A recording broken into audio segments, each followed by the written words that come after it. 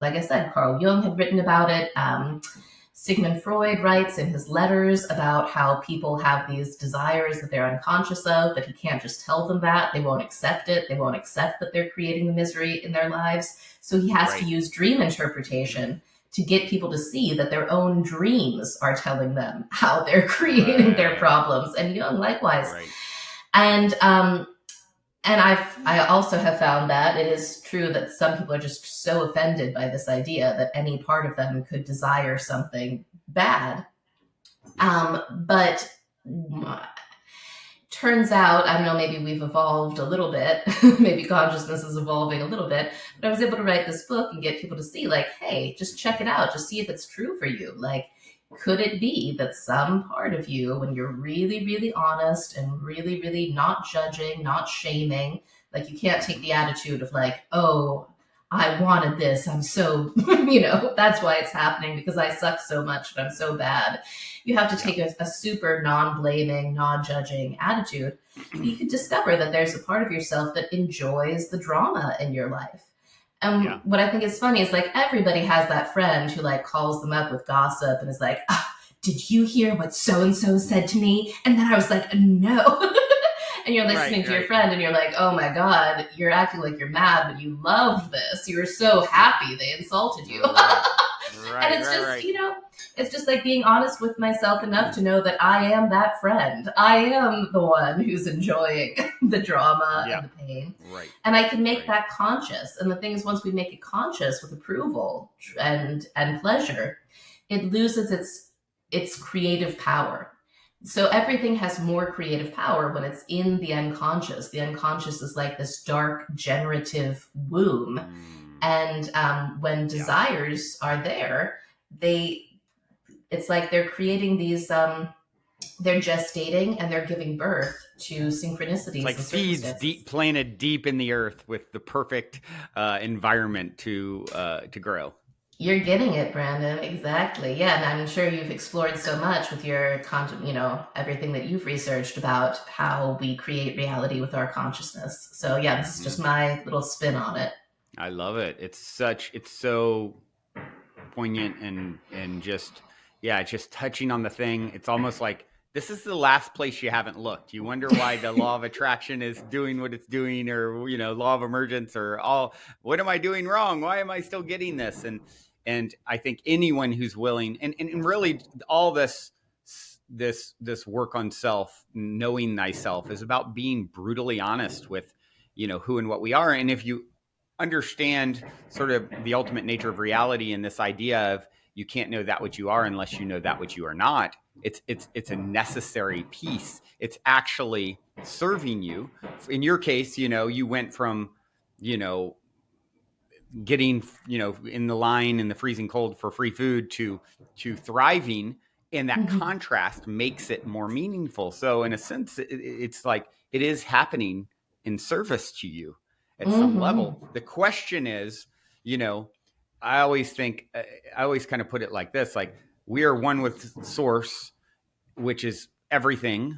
And the question always being posed to us is, what part of it all do you want to experience next? It's all necessary and relevant and a tool for your unfolding and growth and good from the highest perspective, I believe. It's like, are you done with that? Are you done with that line? Or is it still serving you in some way?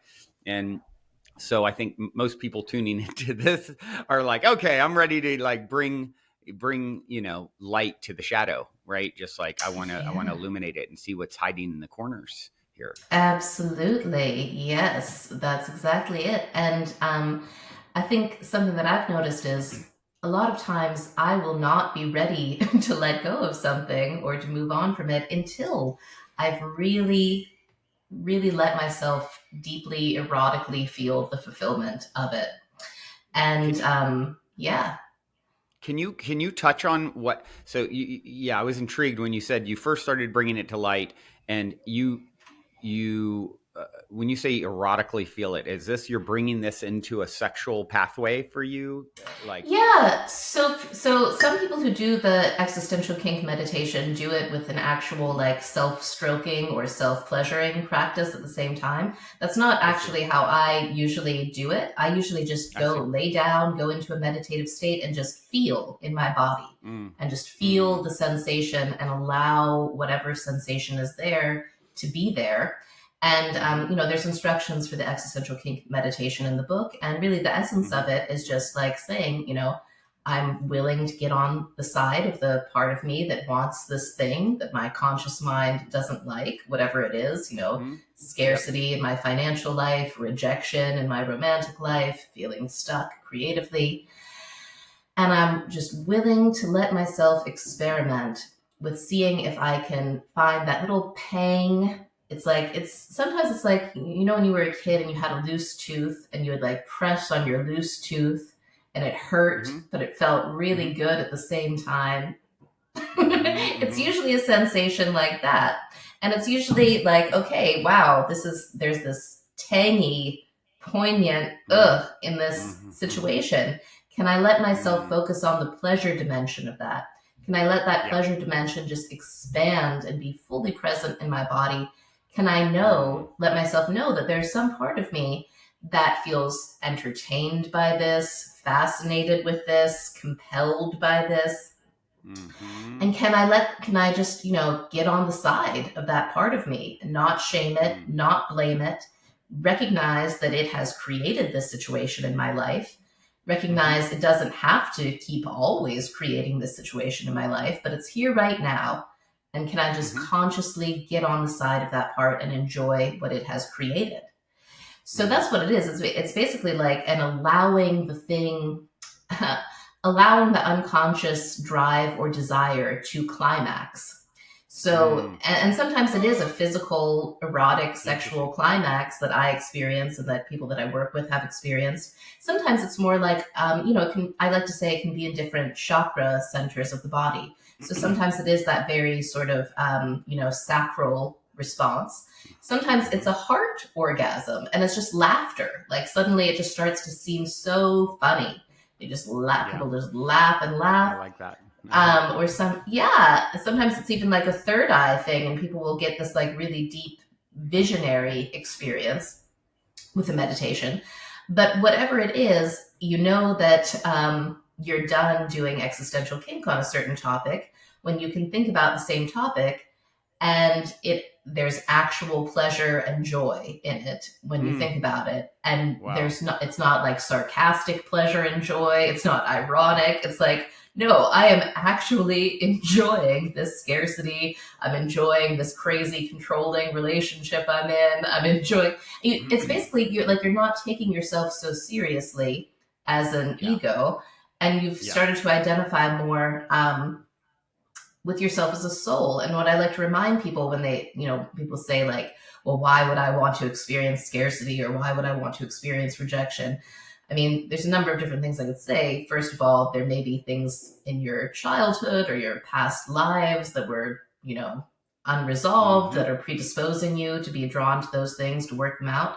But at a fundamental level, even more basic than that, even if you had a perfect childhood and saintly past lives or whatever, we souls incarnate into duality because we're curious about duality, which includes the good and the bad, the scary and the delightful, the humiliating and the honoring. And there's a way in which, as egos, we only want the good side. We're very one sided in our attitudes. We only want the side that supports our survival, which is, social things that improve our social status, make us feel good, make us look good. And as egos, we don't think that we want the other side, the opposite.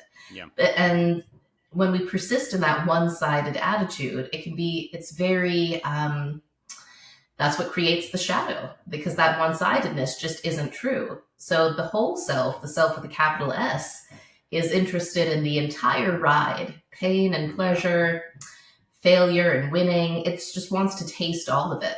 So the art of existential kink is really ceasing to shame that part of us that's interested in the bad stuff that our ego doesn't like, and just opening up and being in relationship with it, and loving, non-shaming relationship.